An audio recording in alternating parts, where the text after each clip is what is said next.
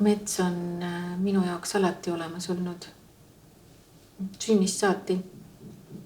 Näiteks suvel või koolivaheaegadel vanaema juures olles või siis perega nädalavahetusel väljasõite tehes. Muidugi me käisime ka igal pool mujal linnades või külades või tegime mõne välisreisi, aga enamus nädalavahetusi ikkagi tuli ette sõit kuhugi loodusesse ja esiti metsa. Kui ma mõtlen oma kõige sellise tugevama tunde peale, mis metsaga seostub, siis see on kindlasti seenelkäik. Sest ma arvan, et ma ei ole oma elus tegelikult kogenud paremat praktikat, mis mind kohale tooks. Kui ma lähen seenele, siis ma olen ainult seal. Minu mõtted on hästi joondunud ja tekib mingisugune nähtamatu side. Tegelikult on endiselt tajutav, aga ma teda ei näe. Selle korjaja ehk minu ja seene vahele.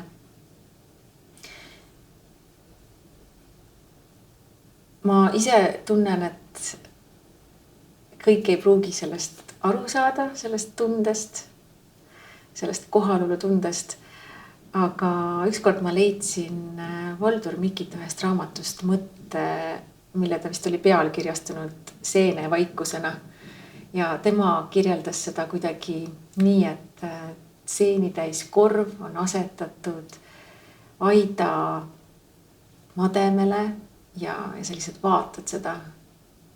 Ja oledki sina ja see korv ja ümberringi on selline vaagumlik tühjus.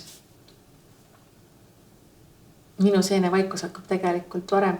See hakkab juba siis, kui ma astun metsa ja enne kõike sellesse metsa, mille minu vanaisa on mulle selgeks õpetanud. Ja temale siis tema vanemad enne teda, et see on selline päritud metsarada ja metsas käimine ja metsa tundmine. Ja need minu metsad, need on Saaremaal Karujärve ümbruses. Et seal ma olen alati hästi kodus. Julgen minna hästi kaugele ka, et mets ennast, enda üllatusi saaks ka näidata.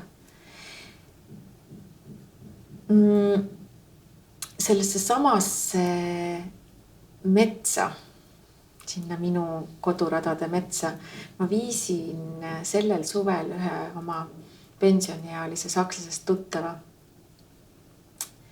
Et mets oli muidugi sellel suvel eriti helde, seeni oli palju, aga neid heldeid aastaid on varem ka olnud. Ja siis ma õpetasin talle selgeks selle kukeseene tundmise kunsti. Ja toimetasime seal järgmised, ma ei tea, paar tundi kõrvuti. Ja mulle nagu nii meeldis kogeda, et ta veetis selle aja põhimõtteliselt laus imestuses. Et kas tõesti mets võib nii palju anda? Kas ta tõesti võib olla nii lahke? Ja mul oli nii hea meel öelda talle, et jah, mets ongi nii lahke, kui sa õpid teda tundma ja oskad temaga suhelda. Ja sellel järgnes siis selline õpetus mustikast ja õpetus leesikast ja õpetus pohlast ja kuidas või mida peale hakata kuusevaiguga, et selles on ju ka ravijõudu, kuidas osja saab kasutada vaese mehe liivapaberina ja nii edasi, et see ampluaa on ju tegelikult hästi-hästi suur. See oli mulle selliseks hästi selliseks tugevaks meeldetuletuseks, et kui õnnega koos me oleme, see generatsioon eriti ja minust vanemad, kes on üles kasvanud selle metsa teadmisega, et kui loomulik see on, et see tuleb kaasa. Minu vennalapsed olid umbes 2-aastased, kui nad kukesena jahti pidama hakkasid.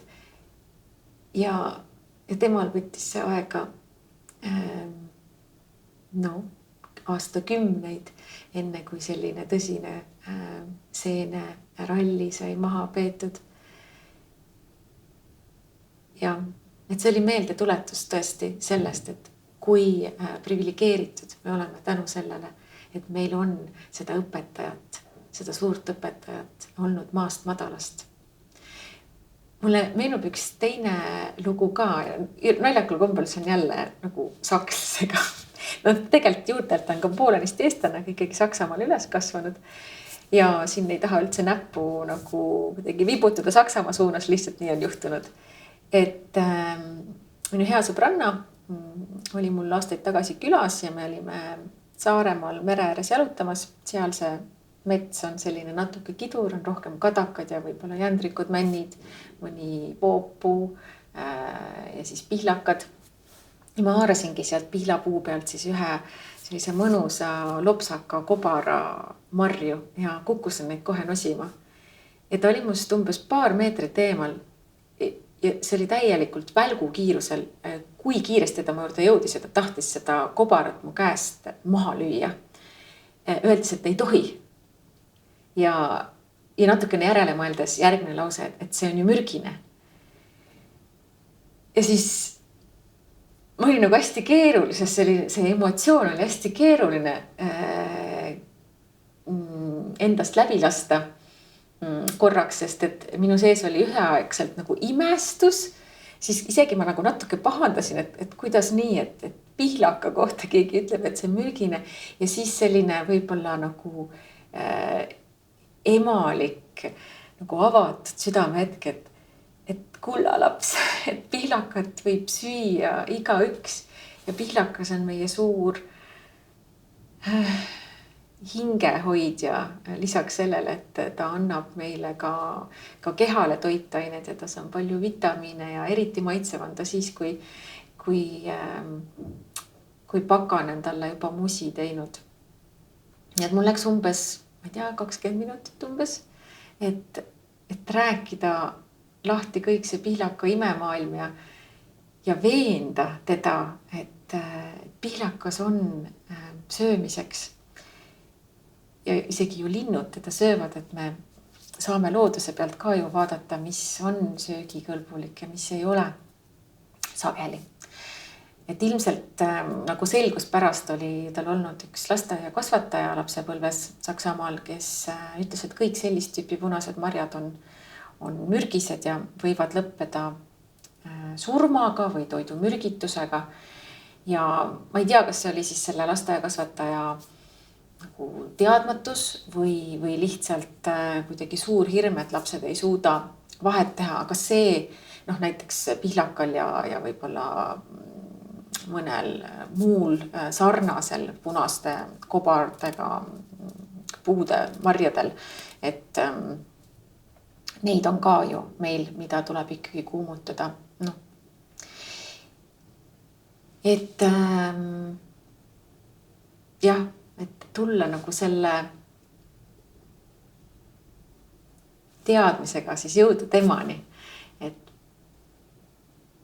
see on üks tõsine leid loodusest ja temaga tasub suhelda.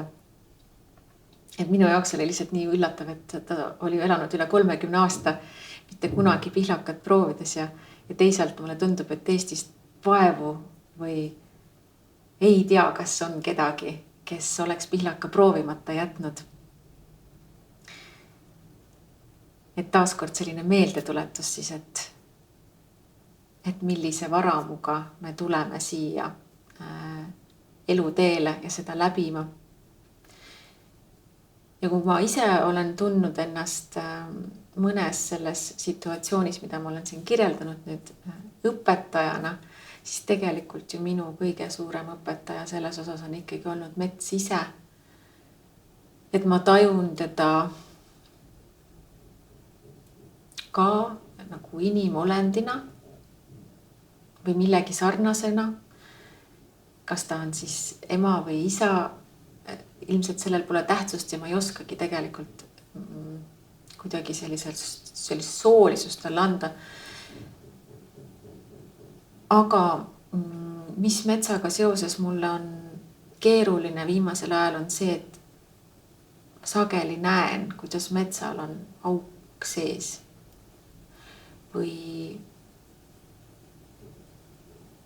on mingid suured lagendikud, mis seal ei peaks olema. Ja minu enda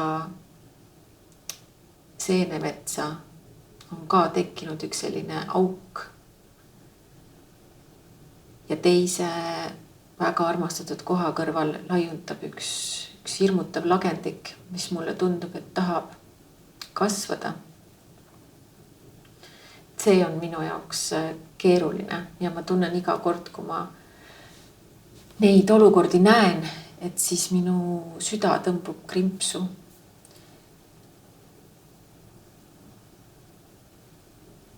Ja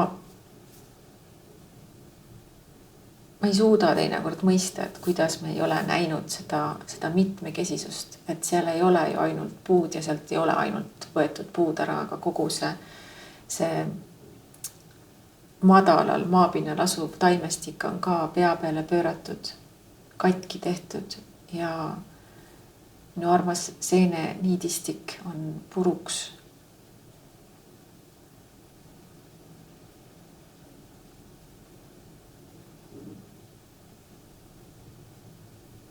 Ja nendel hetkedel on hästi keeruline.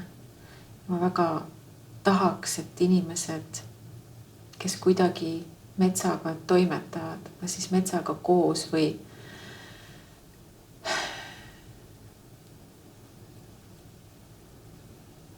metsaüleselt, ja siin ma seda mõtlen nagu kriitiliselt,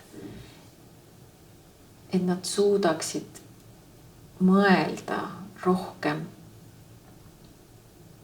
kõikide nende aspektide peale, mis metsaga kaasas käivad. Need on kindlasti tohutult palju ja kõiki neid ei suudagi, ma arvan, lõpuni läbi hoomata.